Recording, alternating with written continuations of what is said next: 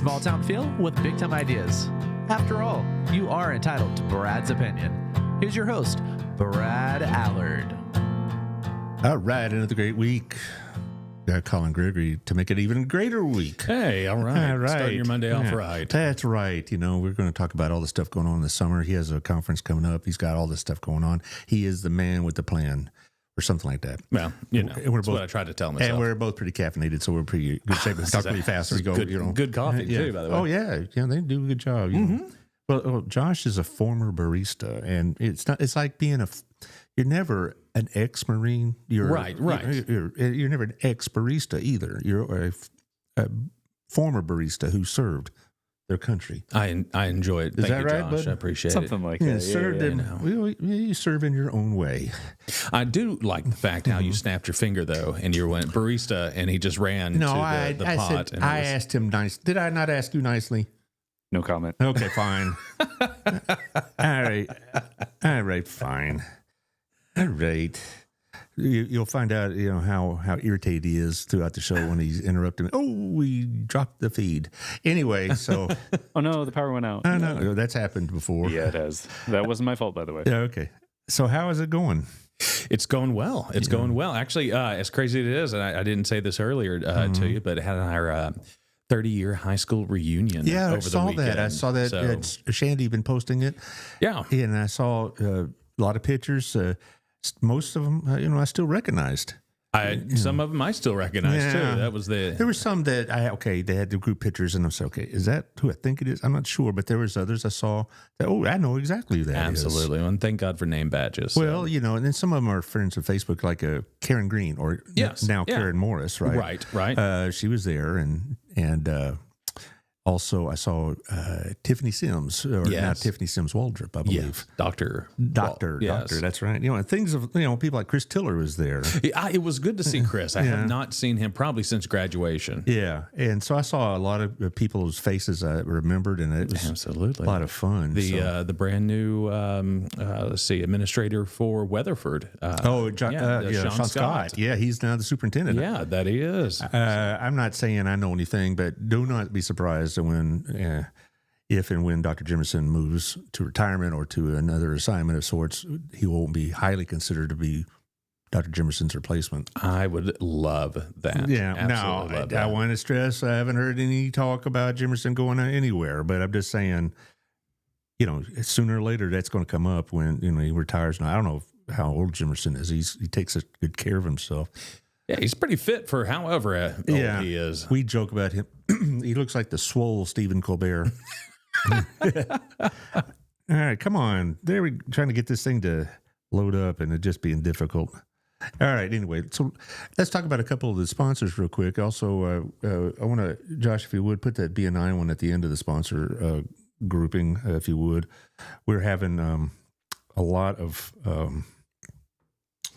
stuff going on. I'm trying to get this thing working again. Come on. Do I need to bring my 10-year-old over here so she can figure that out? Goofy. The whole thing is goofy. And here I'm sharing it with all these people because I want the word to get out. Oh, good. We should. Yeah, absolutely. We're doing some really good stuff. Well, but I'll start off with our place here. I was there this morning with my Sunday or school men, every other breakfast, or Monday breakfast rather. And, we're trying to solve all the world's problems. And, they just need to talk to us. We could figure it out, this Iran thing or whatever else they have on their minds.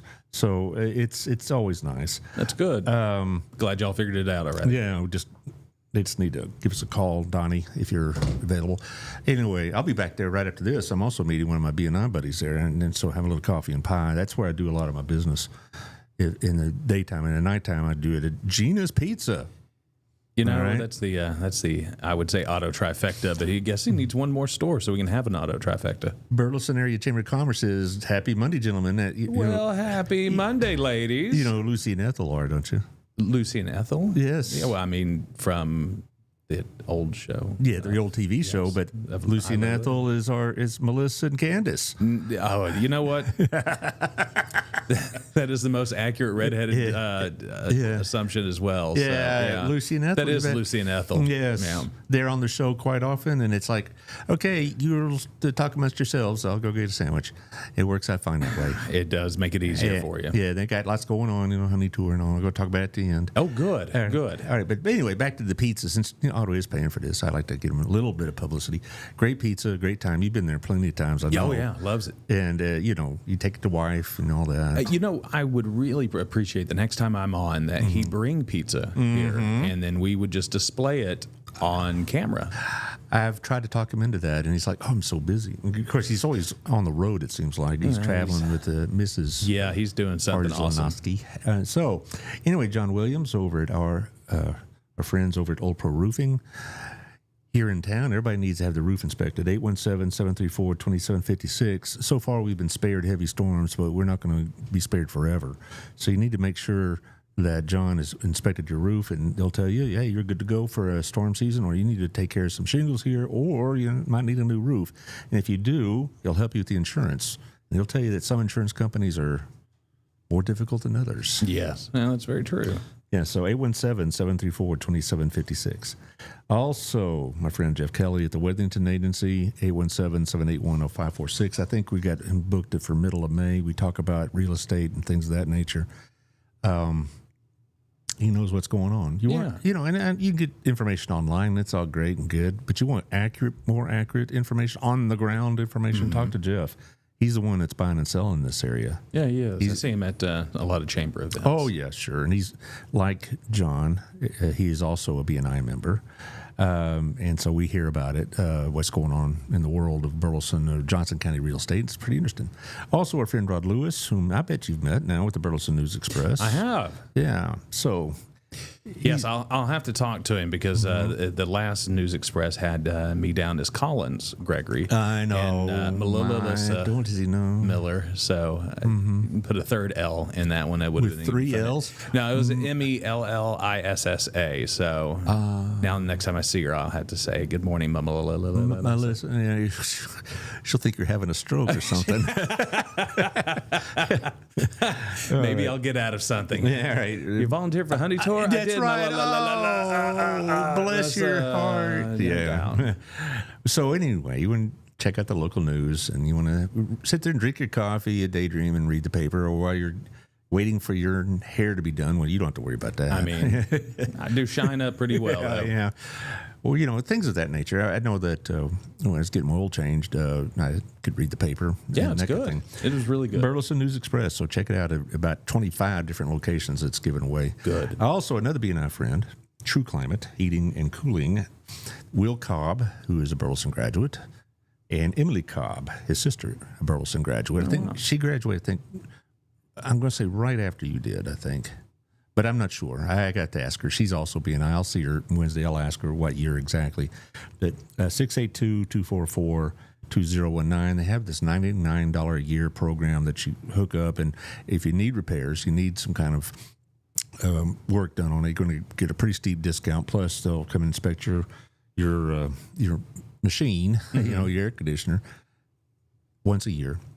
And you need to do that because it's expensive to replace an air conditioner. And if you're not taking care of it like you do a car, you're going to find out you wish you had. Yeah. We had to have ours replaced a couple of years back. And that was... We're still getting on the back end of paying it off. Yeah. Well, that's what happened to my daughter. And she had a smaller house at the time. And so we had ours replaced 6 years ago. And my wife is very diligent about changing those filters. So we passed inspection. So there you go. That's good. And there's our friend Daniel Ash, who's from Cleveland. He's a routine listener. I appreciate him jumping in. Also, speaking of BNI, I'm going to be promoting this for the next couple of weeks. We're having a networking mixer on May 13th. That's a Wednesday morning, 8:45 to 10:15. And we're inviting people there so we can show what we do. I had a show on Thursday with Stormy Barrett, who is a member of our group with Thrive Counts. And And we're going to have some, finger foods and whatever else. And not just going to eat the eggs with your fingers, but, this ain't Arkansas. But so we're going to have Old South pancake, make some, breakfast-related hors d'oeuvres. I don't know what that would be. We'll find out. Well, I'm adding it to my calendar right now. Just drop by, yeah. And it basically, it's what B&I does. It's a networking group like we have others in town. And one of the things I would invite you to see that show with Stormy, because we talk a lot about accountability and how, we're not just there for coffee, even though we get along well and we like each other's company, but we are there to try to drum a business for each other. And there is some obligations in joining and stuff like that. So anyway, 8:45 to 10:15 on May 13th. So be there, please. Josh is committed to being there. Are you still committed? I'll do my best. No. He's committed. I'll be there. All right. I'll do my best. It's on my calendar now. All right. So let's talk about what's going on with the Burleson PD. You got lots going absolutely. on. What do you want to talk about first? Oh man, So much. There is. It's it's kind of like herding cats. I mean, Yes, it's it all is. over the place right now. Well, this is a busy time, like for not just you, but a lot of other groups. Summertime, there's a lot of stuff going on. And with the kids out of school, particularly, I'll just take this lead. I think it's even more imperative that the parents are aware of some of the things that you and other members of the police force have talked about in that social media awareness. Yeah, absolutely. Because there's going to be a lot of kids at home. They're going to have time on their hands. And you got to make sure as a parent that even if your kids think they're logging into something seemingly harmless, and it's not always harmless at all. That Roblox I've been reading about. Yeah. I think the government's starting to look into it. I was watching the news the other day, and the CEO of Roblox came out, and he says something along the lines of, "Hey, we're implementing a new." It's essentially levels for Roblox. So if you're between this certain age group, then you get this type of account. If you're within this age group, you get this, and then when you're older, you get whatever. And then the all of the young ones, everything was turned off, and it wasn't by default. So you can still turn it on. All those options are still there, but parents have to go in and do it. And they would do an age verification. So essentially, if you can get the face of a 9-year-old child, they have to scan it. They have to do this kind of thing. Oh, that's what I want is my child scanned for the internet. Well, I mean, come on now. Yeah. What child isn't scanned for the internet nowadays? Well, I know, but still, that's a little bit too creepy for me. Well, and the workaround to it is immediately afterwards, we started going out and looking at mainly dark web, but I mean, even stuff as far as eBay. You could scan a child's face, create an account, and then stick it on eBay, and somebody would pay to have that account's access. So, here's Mr. Allard, and Mr. Allard wants to be a 9-year-old kid on Roblox. Hey. So, so they can Right, check right. and make sure they're all educated and well-versed in American history. That's good. Thank you. Yeah, absolutely. But in that journey of doing so, you could buy that account, and now that it's past the verification side of it, they don't recheck. It's not like every single time you log on, like you would with your facial recognition on your phone. Once they go through that first phase, it's good to go. So we have people out there that. I was thinking about this morning when I was going to talk to you about this. I grew up in church here in Burleson. You and I have a morality. I think that even if theologically we disagree on some small aspects of our life. Well, you're coming around. I try my best. Yeah, okay, I try my best. Right. Baptist is what it is. But as you look at the morality of your life, I think the large majority of the conversation we would agree on. There are people out who don't have that same morality, who will use these scanning devices to implement multiple accounts through different email addresses and different passwords. So that they can sell this and make money off of it. Yeah. And so their idea is, I don't care who it goes to, as long as I make a premium buck off of it. And they'll sell for $3,000 to $5,000, and someone will pay so that now they can pretend to be a 9-year-old kid to still get access. So even though Roblox came out with these brand new levels so that, it's supposed to reduce the amount of contact in between age groups. It got worked around within the first hour. Sure. And so there's people are using these accounts for nefarious reasons and for getting into your children's lives. And especially with, like you said, with the summer coming up, you still have a ton of kids whose parents are just their work aways. And so they're leaving their 12, 13, 14-year-old kid at home alone and hoping electronics will just bide their time until they get back. I'm always amazed at people like that. I really am. To kind of segue towards that, I'm sure you're quite aware of what's going on in Godly, and I'm reading about this. I'm like, what is the matter with these people? Yeah. It's like, I guess my mind doesn't go there, that they would be involved in something like this, and particularly law enforcement. Right. Or other, town leaders, and that they would actually use the wife as part of this operation. Yeah. I was like, I can't fathom that kind of thinking. And so it kind of goes along with this as well. Yeah. But you're like you say, not everybody was raised like we were. And plus, you put money on the table, somebody's going to try to make a buck from it. Unfortunately, it does go back to, the pursuit of money is the dedication for most of the evil that happens. The root in of this all world. evil. So it really is a truthful statement. Money will cause a lot of people just to lose their stuff and, do things that a normal person would never imagine doing just to be financially advantageous. Yeah. Well, they're going to have an accounting more ways than one. And I don't mean with the IRS, so, but still. Very true. Very true. Anyway, so now this event you have, I think you sent it to Josh. I did. You have it loaded up there, buddy? Thank you. You're so good at this. You're such a wonderful man. He is. He's amazing. Well, I have to be nice because you think I was being hard on the guy. Well, I did, and you should be nice to your barista because you don't know what goes in your coffee, sir. There's a little spit for your coffee, isn't it? He's over there. It's like, that's an idea. Yeah, I mean, Josh would make it sweeter. Yeah. See, that's how you work it. That's how you. Thank you, sir. Thank you very much. All right.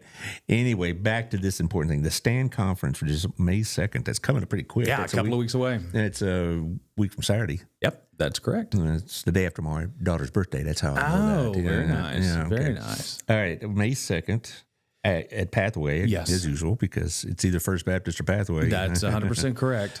Anyway, tell me what the Stand Conference is about. Sure. So we kind of took the same idea with our digital kids class that we were teaching, and realized that a lot of our community just was not informed on the digital safety hazards.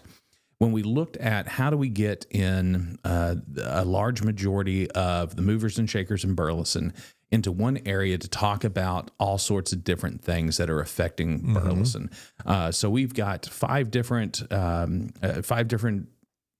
conversations happening on that same day. We have 4 speakers and then 1 round table that will happen. And our first speaker of the day is going to be our task force commander. His name is Larry Sparks. And Larry knows all things drugs related in Johnson County. And that is an extremely interesting conversation because when you talk to Larry about, anything from methamphetamines all the way through fentanyl, through vape pens in schools, and you ask him to give you the truth, you might want to just sit down because he will open up and he will talk to you about the deaths that we've had in Johnson County, especially young people who have had fentanyl overdose from something as, I use high quotation marks here, as innocent as ordering Adderall online to help stay awake for classes or for try to help them because they can't go to the doctor and get medication to deal with their ADHD. So they figure, I can just order it online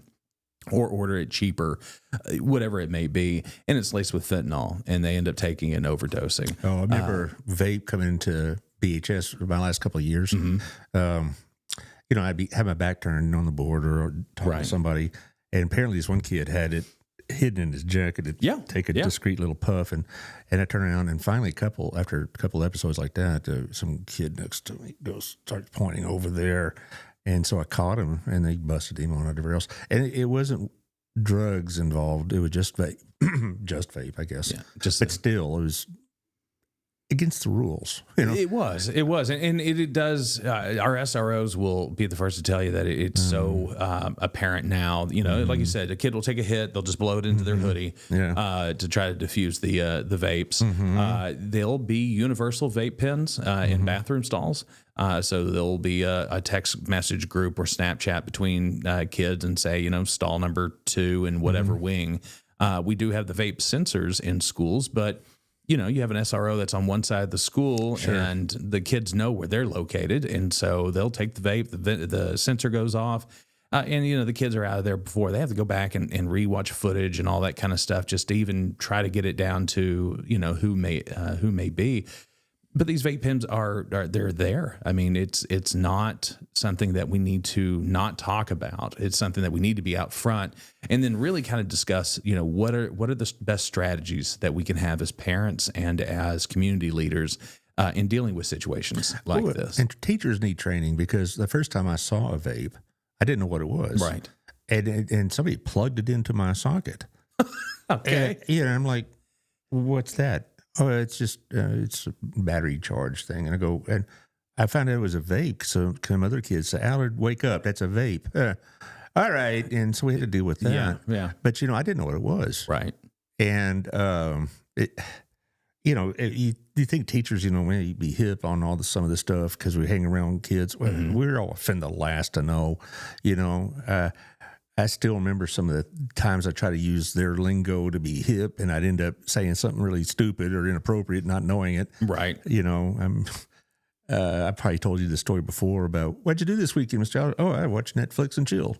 You know, I'm thinking, you know, and the kids are, you don't know what that means, do you, Mr. Allard? And I was watching TV, you know. Yeah, you know. No, that's not what it means. And I'm like, okay, great.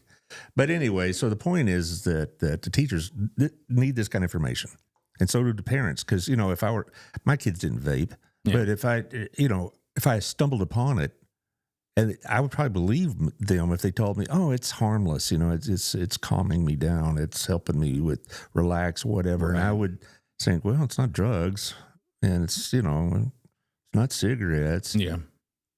Now I know it's much more harmful. Yeah, absolutely. And now I know. We'll have, again, quotation marks, vendors.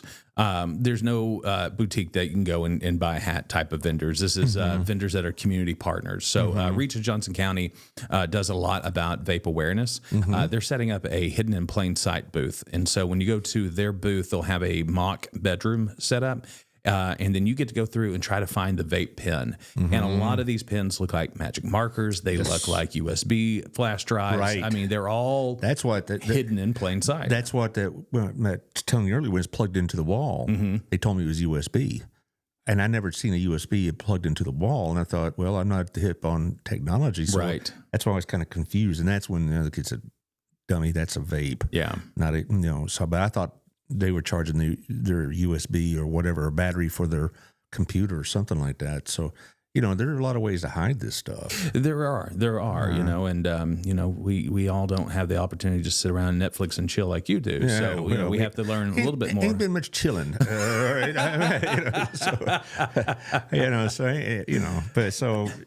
So that'll be our first speaker. Our second speaker is actually an officer from DPS. He's going to come down and he's going to talk about human trafficking. With FIFA, the World Cup coming around the corner, the influx of human trafficking is about to be exponential.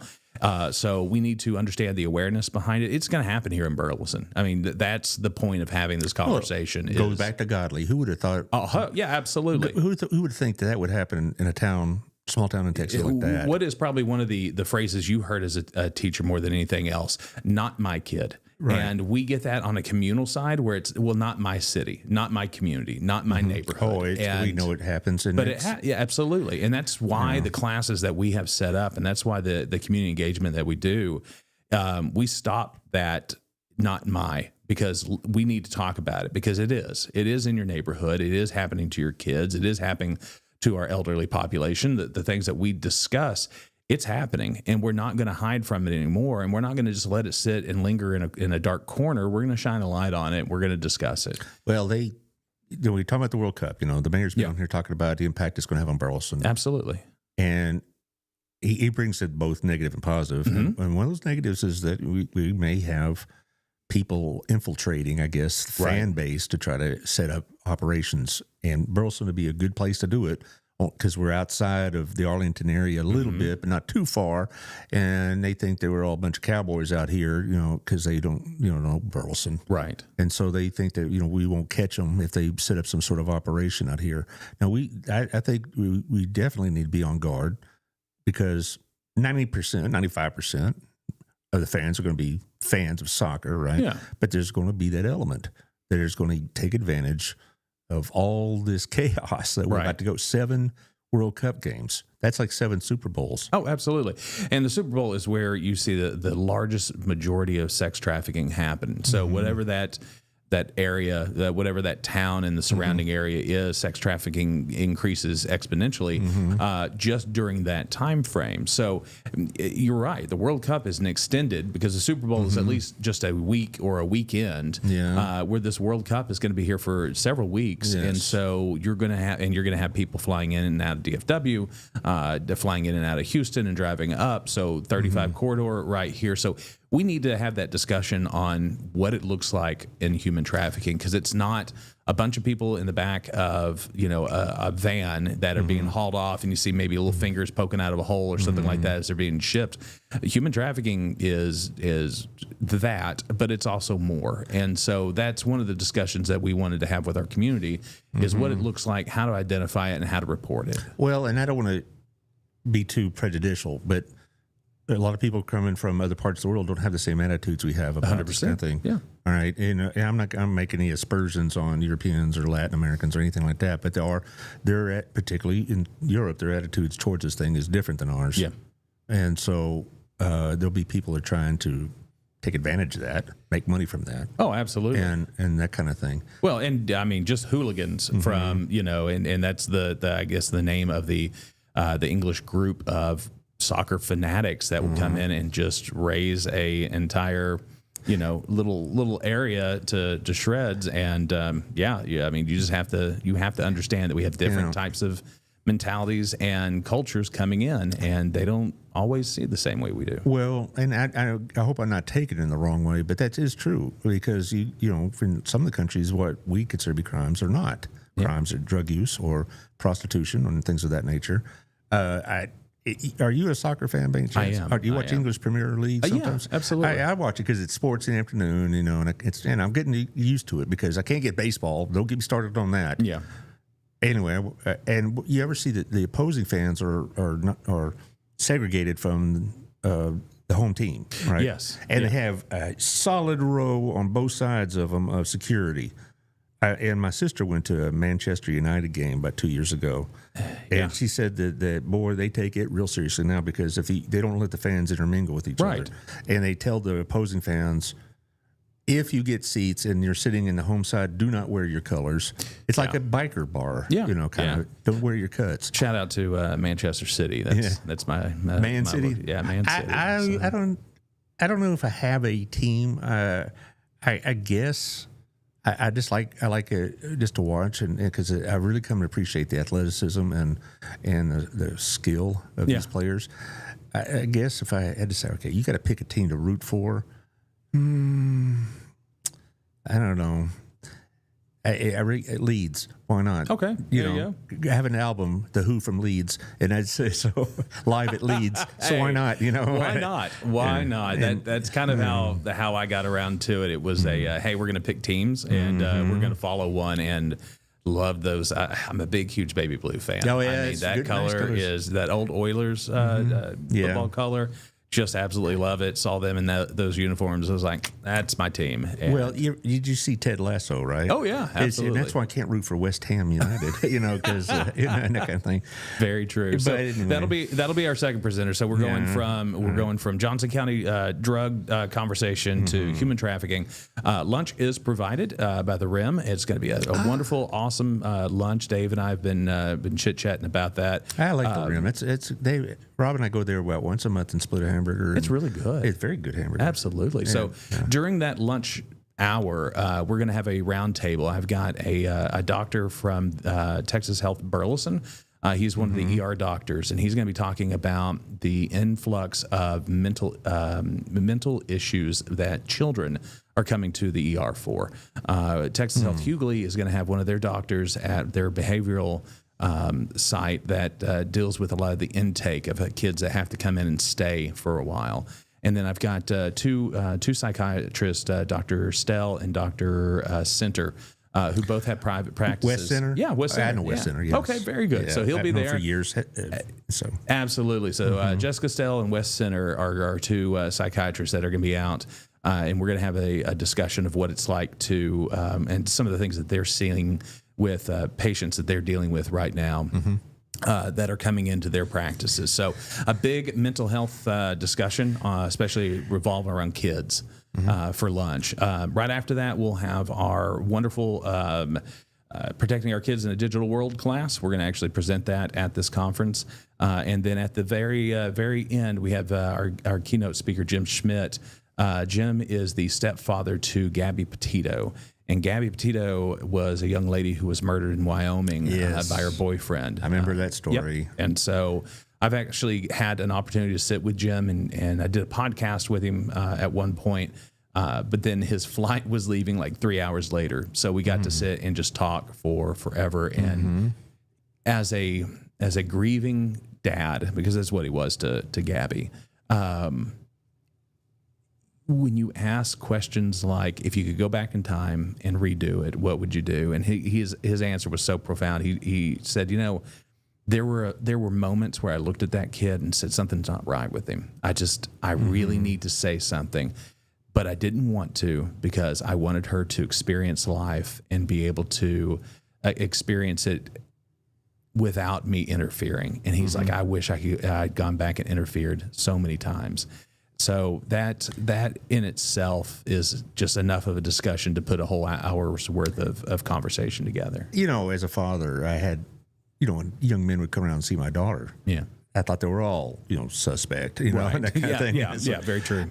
And there was a couple of times I intervened, but it wasn't for this reason. I just didn't think that this young man was going to, be as good to her as I wanted him to be, and that kind of thing. But I'm not going to put myself in the same situation as this gentleman, because none of the guys that, at least as far as I know, turned out to be a killer or anything like that. Right. They'd gone on their lives and married other women, whatever. But yeah.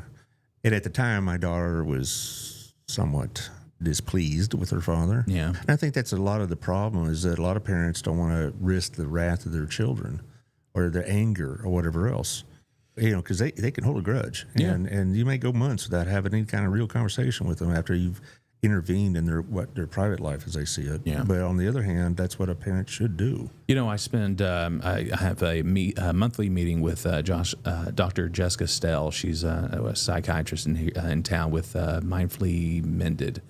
And we have that discussion a lot. She helps us with our digital kids class. And one of the things that she's told me on multiple occasions is there's a lot of lack of parenting that leads to a lot of the issues that kids are dealing with now. And it's I'm a friend to your kid instead of I'm the parent to your kid. Right. And because of that friendship and that fear of upsetting them, or that fear of doing something that they would hold against you, like taking a phone away or restricting, access, is opening up all these other problems. And all these other problems could be solved with, I don't want to say stern parenting, but parenting, just consistent discipline. That would be a good word to use. Well, and I look back on my experiences as a father, and boy, I wish I could do certain things over again. Yeah.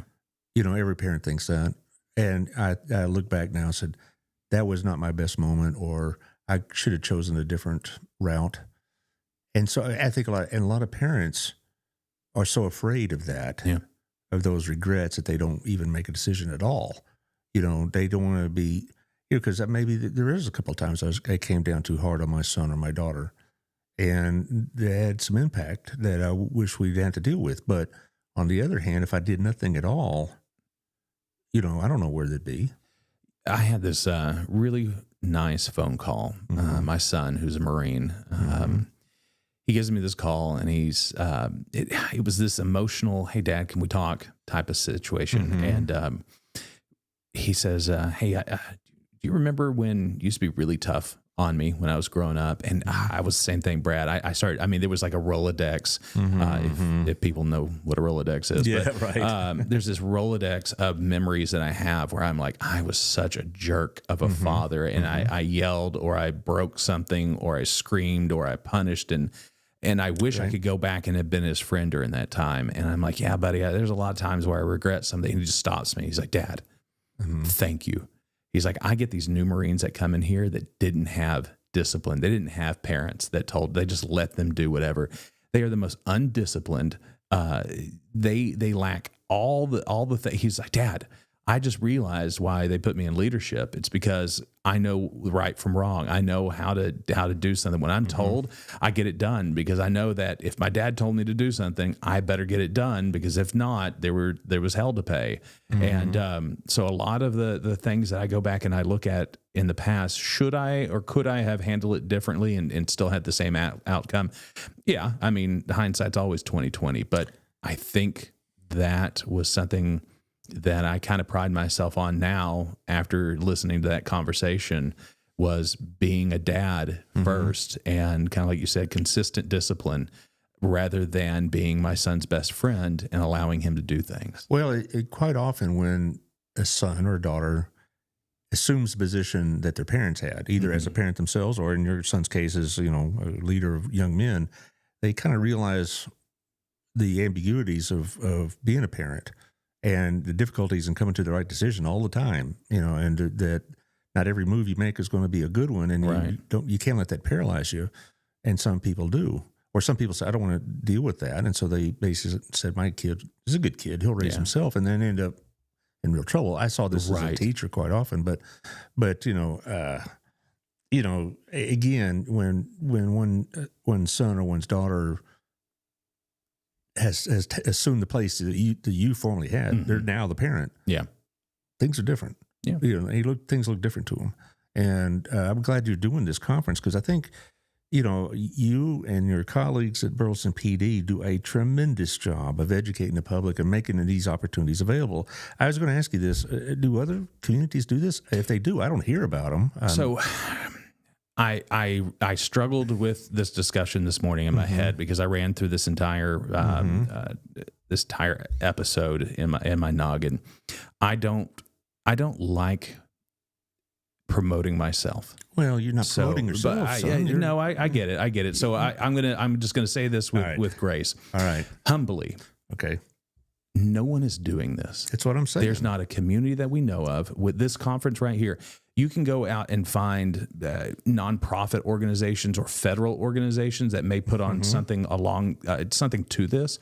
Not a local police department, not a community put together where the community funded something like this. So there's zero taxpayer dollars coming out to put this conference together. Well, that's what together. the QR code's for. There is absolutely. Admission price, right? There is an admission price, and that's mainly because we wanted this to be free. And actually, I have something to tell you after we get done with this conversation. Okay. But we wanted this to be free, but we also wanted somebody to invest into it. Because if I give you free and you say, well, here, I'm going to grab 20 free tickets because I'm going to be there, in the day of, you're like, man, I'm not feeling it.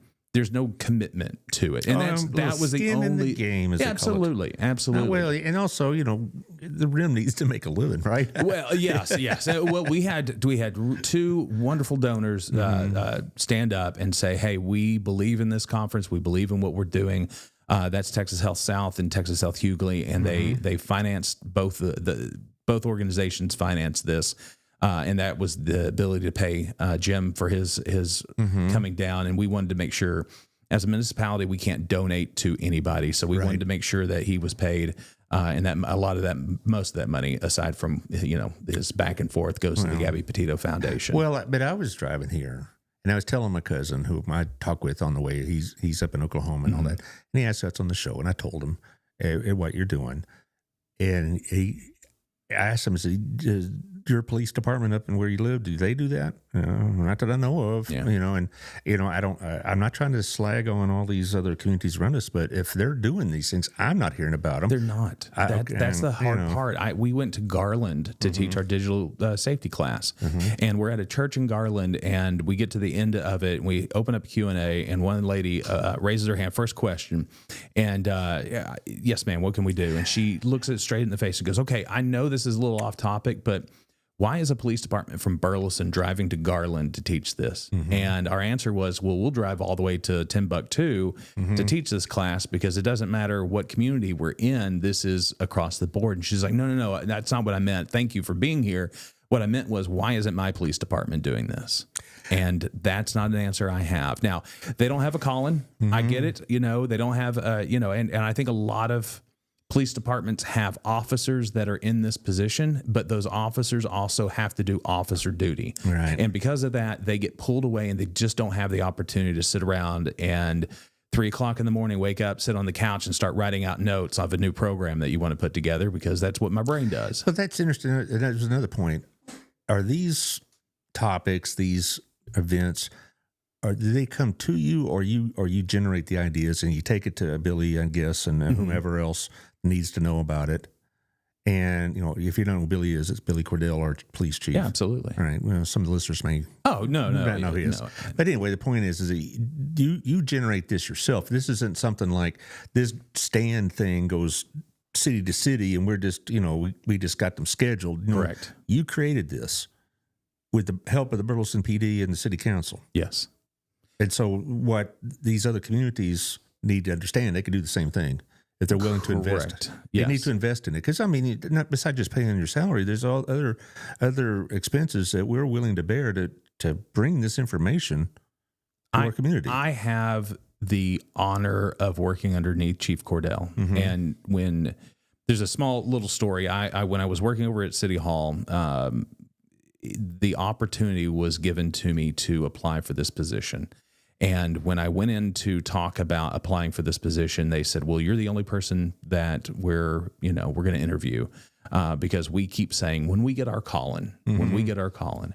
And when I came over, it took about 18 months to really immerse myself in the police culture. We had this conversation earlier about, why wouldn't they talk to this person if they work for the city? And the answer really is because they don't trust. You have to earn trust over there. I've felt like I have earned that trust to the point that when I walk down the halls, the guys and gals, they high fives and hellos and how you doing? And they all know I'm the social media guy, and don't walk down the way if there's a TikTok trend, because he'll get you to do some stupid dance or something along those lines. But when you move outside of those realms, when I bring up something like the stand conference and I'm like, Chief, I got this idea, he doesn't go, we'll put it together, let's review it and see if this is something we want to do. He says, make it happen and we'll figure it all out in between. And, like we were talking about, I wish I knew then what I know now. There's a lot of things I would have done differently, but this is our first year and there's going to be a lot of failures, but there's going to be a lot of successes. I have heard nothing but high praise for these things. Well, and I appreciate that, even to the point that I actually had somebody donate a table for you, and I'd like to get you and your BNI group together on that day. I know this is a short notice because it's right around the corner. Well, I'll have to bring it up Wednesday, yeah. But, you're about to see them all at Gina's Pizza, aren't you? No. I'm going to see one of them, but I'll bring it up. Well, then that makes all you have to do is find 6 more. All so right. We wanted to gift you a table because of what you've done for us, allowing us have the opportunity to sit here and talk about these discussions. This way you can see firsthand. And the great thing is, at some point, you'll get an opportunity to talk about this conference on the airways, whether it's with me or not. But when you have the mayor here, when you have a council member here, talking about those things does nothing more than help us when we have to come to them and say, hey, here's a financial burden that we're about to put on the city. We need your blessing behind this. Well, I'll tell you what, if I'll bring it up certainly on Wednesday, and then I know a couple of our leaders, one's going to be a grandfather again, so he's out of pocket, but maybe the Wednesday prior, come to the Old South and tell us what it's all about. And it'll be fine. I can make that happen. I mean, we're a small group, Right. So it's not like there's a whole lot of layers of bureaucracy. Yeah. It's a table of 8. So if you can fill 8, that would be great. Well, and we have our own little banner. Well, look at you. And we use it for the showcase in February. Oh, yeah. For the chamber. Yeah. We were there for that, of course. And, so this will be the first time that we've been in this kind of situation. It'll be really great, though, because it's not just an idea of public publicity for us on this, but we also want to be known as supportive of these kind of initiatives. Now, this table is for you to sit in the conference, for you to listen, for you to intake everything. The businesses that they represent are exactly who we want hearing this, because those businesses are leaders, and those leaders spread that out to the people in their underneath them in their privy. And that allows us we could take a family, bring them in, have the whole showcase, chamber, have the whole conference, and affect one family. But if I bring in a pastor, or I bring in a business leader, or I bring in a council member, that influence spreads. And so it's something that I really wanted to see about getting you there, because you have this platform. You have the ability to talk about this afterwards and say, I never knew this was happening in Johnson County. I never knew some of these things that are going on. That discussion allows you to spread this to your audience and those who listen to it. Well, I have some open dates for that. Well, look at there. And so I can talk about that. Now, we'll talk about the details after the show. Sure. But I have no doubt that I'll have several interested people at BNI. Good. Because they're involved in other things as well. Half of them are ambassadors or diplomats at the chamber. So you know them. Yes. Greg Williams. And, yeah, absolutely. And Jeremy Bleeker and a few that others. I do. And there'll be some newer members of the chamber. I will say, Lucy and Ethel will be there as well. So they'll be, they were the first two to jump on and say, hey, how can we help? How can we volunteer? So about any churches on board? That was our main goal, is to get as many of the churches as possible. We're in the midst of. One of the things the first thing I did was go out and contact businesses that I knew may or may not be able to make it, and see if they would donate money for tables. And we had an abundance of that. And because of that, we got to a place where we're offering that to churches just as a free. Well, I'll mention to my Sunday school class. Please do. See what they got to think. Absolutely. Because again, the more people that we have to hear this, the more it spreads. And, are we going to solve all the world's problems? No, but you gotta be aware of them. But man, I mean, if I can save one kid, if I can save one kid from being extorted through online stuff, if I can have one person recognize a human traffic, if I can get one parent to stop that vape pen from touching that kid, if I can get one parent to take their kid to therapy because they recognize some of the fall throughs, if we can have a parent look at the situation and go, I'm going to say something because I heard what Jim said, and he lost his daughter because he didn't say something, or that internal dad thought process could have been more vocal. If I can get one dad to stand up and we not have another Gabby Petito situation, then everything that we've done over this past year, putting this conference together, is worth it. I may not change the world, but if I can change one person's life, that to me is worth everything. And there's the ripple effect. That one changed life could change somebody else's life, and that kind of thing.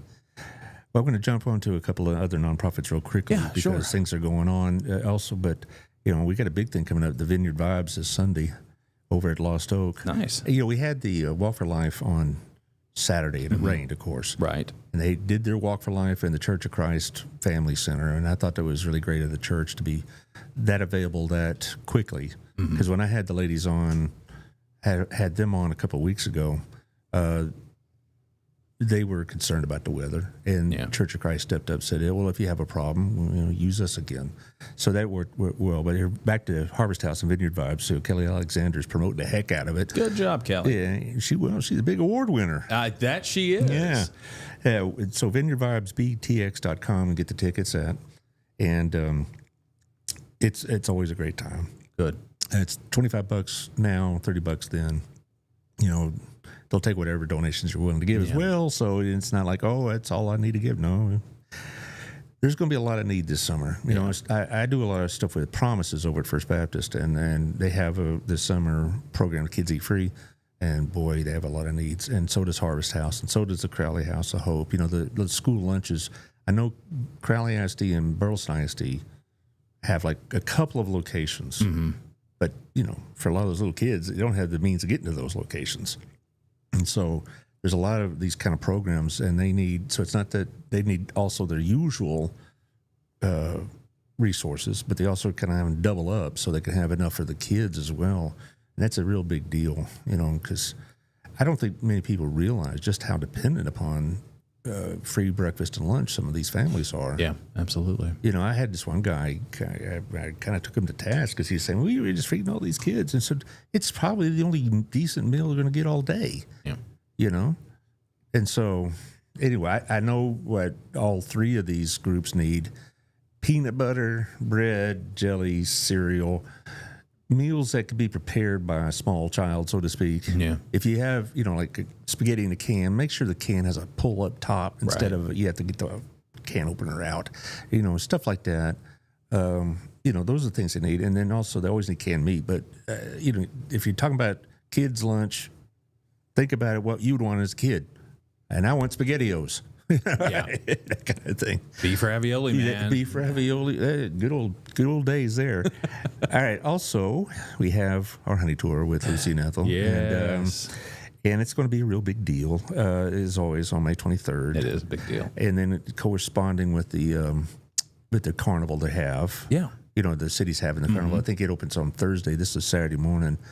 And it's going to be, a great event. These ladies have really done a good job with it. It's become, I know, a stop on the tour, so to speak. I mean, this isn't the only bike event of summer. People know of that one in Wichita Falls, but they got these all over the state. And people, I kind of compare them to the Grateful Dead fans. They just travel along everywhere, and they're as much a cult as Grateful Dead ever was. I mean, Deadheads and Honeyheads, I guess.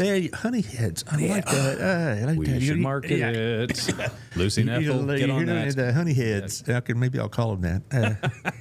And I know they have a golf tournament, I believe, the 13th of June. Yeah. Is the police having one? This year we are doing a bowling. Bowling. Yes. The foundation is doing a bowling, and that's what we're going with. So there should be some stuff put out on the BPD socials here soon, probably right after the conference is over with, because I'm done. I've got nothing but the conference in my head right now. If you would, Josh, pop the stand conference back up just for a minute, because I want to go over some of the details just real quick. Sure. It starts at 8 o'clock. At least that's when the doors open. Doors open at 8. It'll start at 9, so we have that 1 hour for registration. And registration, and the QR code for the access for the tickets. Right? Yep, How much are the tickets? $50 for an individual, $350 for a table of 8. Okay. So, and the money is going to go not just to pay the speakers or whatever else, but it also, hopefully, if there's enough attendance, you can use some of the money for the next one of these. Yeah, 100%. Whatever money that we go over our number, that's just going to go to our AI scam when we go in and talk to the elderly, the kids' classes. I mean, all of it goes back into all the different little things that we're doing. So. And you said lunch is provided? Lunch is provided by the Rim. It'll be nice. I think it's some chicken cordon bleu and some taters. And I mean, dude, They bring in the bar? It would totally be a different conference and a differerent church if that was. But it's not outside the look. If you want to bring your flask, I'm not saying anything. Oh no, Robin confiscated my class. All right. Anyway, now I know what to get you for your birthday. Yeah, that's right. It's going to be a great day. It really is. And I appreciate the invitation, and we'll be there. Like I said, I'm meeting one of my BNI buddies in about half an hour.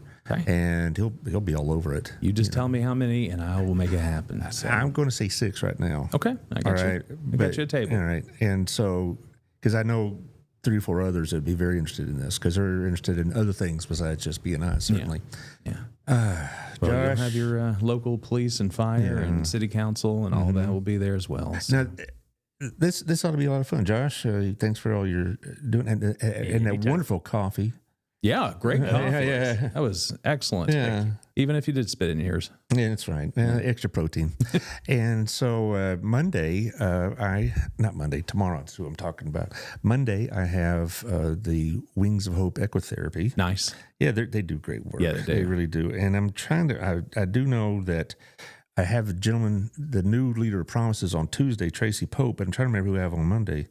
Tell Tracy Oh, I remember now. to give me a holler because I know we were wanting to, like we said, our faith-based community is who we want there. I need to get tickets to First Baptist and Promises as well. Well, So they do really good work, but I go there. This is kind of like Robin and I had it laid upon our hearts really a few months ago, a couple of years ago, to get off our butts and do something. I can't sit here and talk about, hey, guys, get out there and donate when I'm not doing my share. And so I go there once a month, and it's never empty. I mean, the waiting room is what I mean. The shelves sometimes are, or at least certain areas. That's why I went there last time, and they had no cereal. And you think, is that a problem? It is when you got little kids. Yeah, absolutely. Right? So that's the kind of thing. And when I have Amber Case on here, she'll tell us what she's lacking sometimes. Yeah. I bet Amber's going to be there. She actually, I think they have she's going to be at a conference speaking. So now I know I should take priority in her life, but it is an extremely blessing for her to speak at this conference. So I forgave her, and she can be at the next one. Okay. Well, it's going to be a lot of fun. Yeah, and it's not. I don't know. It's not intended to be fun, but it's going. I guess it's just going to be. It'll be educational and a good experience. Eye-opening. Absolutely, a good experience. Yeah. All right. So I found out who is next Monday. Brandon Crisp. You know him. Oh yeah. He's a published author now, so we're going to talk about his book. Yeah, very good. And whether he knows it or not, we're going to ask him questions. Why did you vote for Biden or something like that? Right. You're going to grill him. Yeah. Good. Because particularly Irma, his wife, is a former student, and I said, if she comes on the show, I'll be nice to him. If she doesn't, I'm going to, whatever. Is that what I have to do? I have to bring former students with? No. I'll bring the Jack with me. Jack Gregory with me. You bet your big Jack. Yeah, he would love it. He's always welcome. I will. All right. We got to go, so we'll see y'all later. I see you tomorrow when we talk with the Wings of Hope people, and y'all have a good day. Thanks, Mr. Allard.